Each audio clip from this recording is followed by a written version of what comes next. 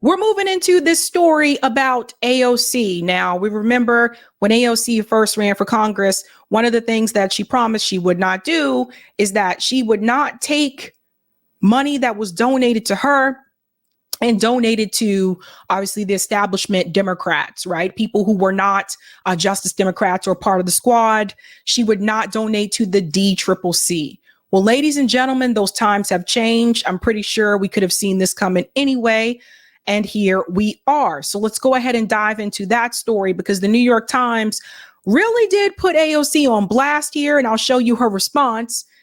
AOC never steered money to a key arm of her party until now. Her contribution to the campaign arm of House Democrats is a symbolic moment. I've been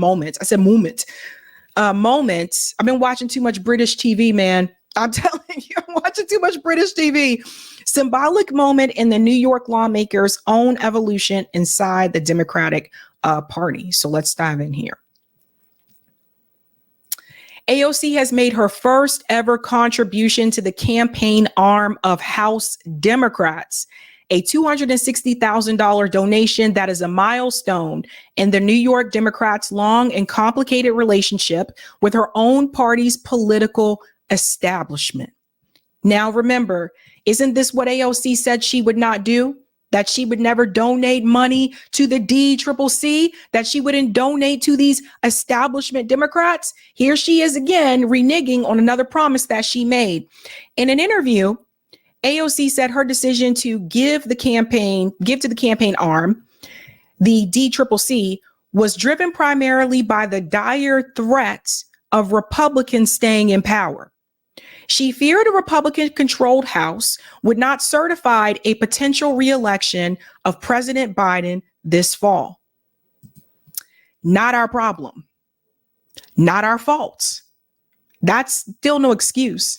Anyone else could have donated money to the DCCC. She didn't have to, but she did. This is AOC trying to buy her spots in the Democratic Party for her political career. This is AOC on the path to become the next Nancy Pelosi. This is what I've been trying to warn you about. She didn't do these things right away, but she eased into it. I'll get to her quote here later, because I'm going to show you the video and you'll actually hear what she says. AOC rocked the Democratic establishment in 2018 when she defeated one of the most powerful members of Congress in a stunning primary upset. That was Joseph Crowley, who represented a diverse district in Queens and the Bronx and who was in line to be a potential House Speaker. She arrived on Capitol Hill as the youngest woman ever elected to the House and an instant insurgent instigator who protested that fall in the office of incoming House Speaker Nancy Pelosi before even being sworn in.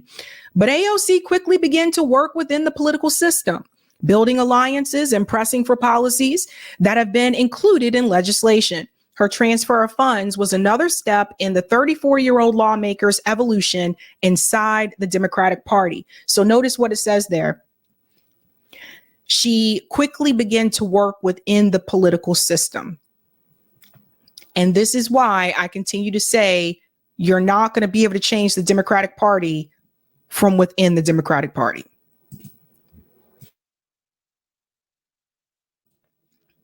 Let's go on here. AOC said the cash transfer represented her assessment that House Democratic leadership had changed sufficiently to now merit her money. How have they changed sufficiently? So you see this? If we take a look at it, we have the entirety of House leadership has now changed. Citing the exit of Pelosi, Steny Hoyer, James Clyburn from the top of the House Democratic hierarchy. Yes, but now you have Hakeem Jeffries, who's the minority leader, who takes thousands and thousands of dollars from AIPAC, who doesn't support Medicare for all.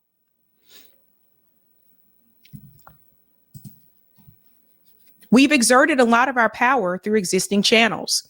Now it's time to assert our influence in larger institutions, including the DCCC. Insert your influence how?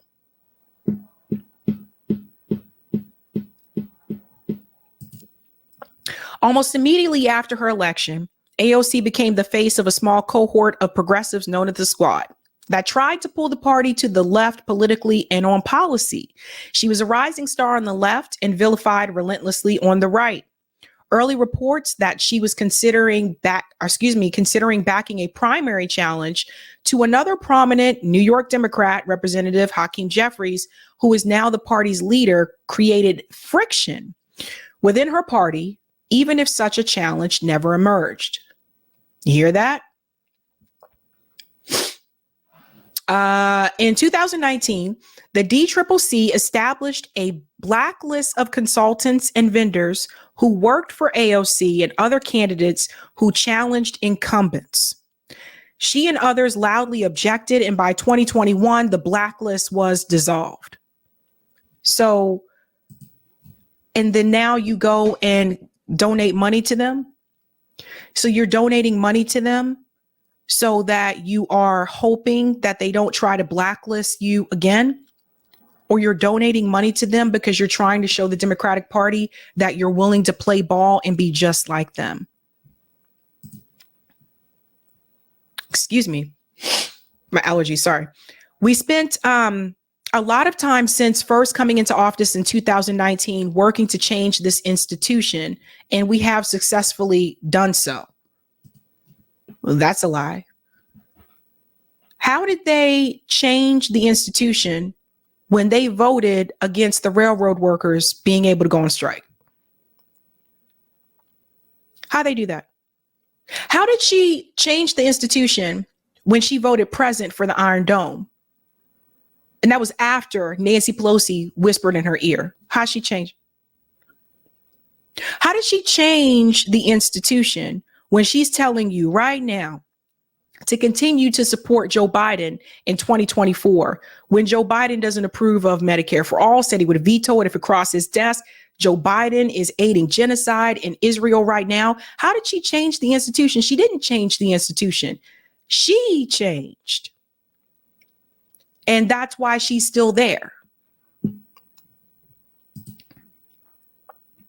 In a statement, Mr. Jeffries thanks AOC for helping us protect the integrity of the electoral process and take back the House in 2024, calling her a valuable member of the House who is a powerful voice for the voiceless and defender of democracy. So now you see she's got Hakeem Jeffries' approval. So she has his stamp of approval. AOC has become one of the Democratic Party's most prolific fundraisers. Her campaign committee has raised more than $37 million since 2019. She has raised another $11.1 million, according to her office, for non-federal candidates and causes, including nonprofits, food banks, and abortion rights groups. But until now, she had never given a dime to her own party's leadership, even though House Democrats are each assigned dues that they are supposed to pay to remain members in good standing. AOC's $260,000 contribution is earmarked specifically for the party's voter protection program. It is the first time a member of Congress has given money to a program that works on voter registration, poll observation, and litigation. None of that matters when you're not meeting the needs of working class people in this country. I want to be very clear. None of that matters when you're not meeting the needs of working class people in this country. AOC and the party are aware that her financial support could be used against candidates running in swing districts. But she said that with the earmarked funds, we just tried to make that argument as ineffective for Republicans as possible. It goes on to say her PAC has another $500,000 that she said was intended to defend fellow squad members, challengers, a sum that she noted was larger than her transfer to the campaign arm. It doesn't matter. This just goes to show you again how AOC has shown you time and time again how she sold out. She didn't do it in, like overnight, but she's done it little by little here and there. And make no mistake, this is about her protecting herself. This is about her protecting herself and her political career. Because again, like I said, she's a Nancy Pelosi in the making. She did respond to that, why she decided to give that donation. Let me go ahead and bring this up here. I want you to hear it from her yourself. First and foremost, if Democrats do not retake the House in November, I do not have confidence that a Republican majority would certify the results of a presidential election. The threat of fascism is very real and very serious, and it's probably at its most serious than we've seen. So you see, here's AOC using the same talking points as like a Nancy Pelosi and Joe Biden, right? Threat of fascism, right? No threat of billionaires, right? No threat of the oligarchs that are keeping us all at the bottom, right? No threat of that. She's going on MSNBC and CNN and talking about the threat of fascism, and both Joe Biden has been fascist as well. So she's talking about that, but she won't talk about the threat of the billionaire class. She won't talk about the threat of the oligarchy keeping us all at the bottom. She don't talk about that no more. When's the last time AOC mentioned Medicare for all, folks? When's the last time? They don't talk about this anymore. You notice? So she found a way to fit right in the last 2 to 4 years in the history of this country, frankly, in some of the history of this country. And so that's number one. Number two, the path to the majority runs through New York State.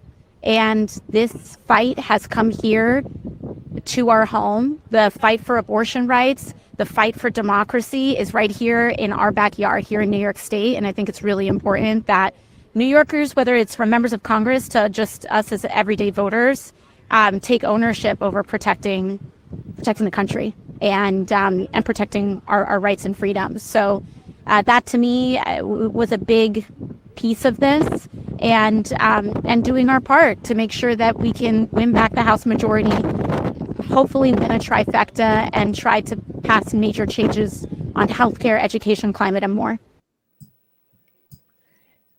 That money didn't have to come from her.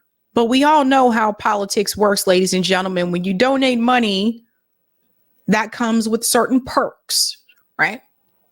So that's her way of making a statement. And politicians do this all the time. That's her way of making a statement about her place in the Democratic Party and her future in the Democratic Party. And she's letting them know, she's letting the Democrat establishment know that she is going to ride with them the whole way.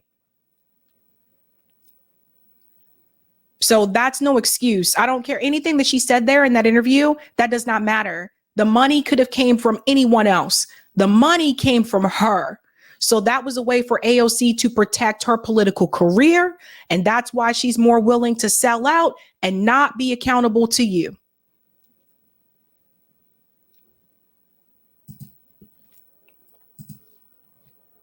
I wonder how deep that money goes, right? Because that money going to the DCCC, is that money also going to people like Richie Torres and his reelection? Think about that. Richie Torres, who pretends to represent his constituents in the Bronx, but actually represents the state of Israel and does more for them than his own constituents. Where is that money being used, folks? And that should have been the question that the reporter asked AOC. Whose campaigns is that money going towards? And if it's going towards people like Richie Torres, that's a problem. What a mess.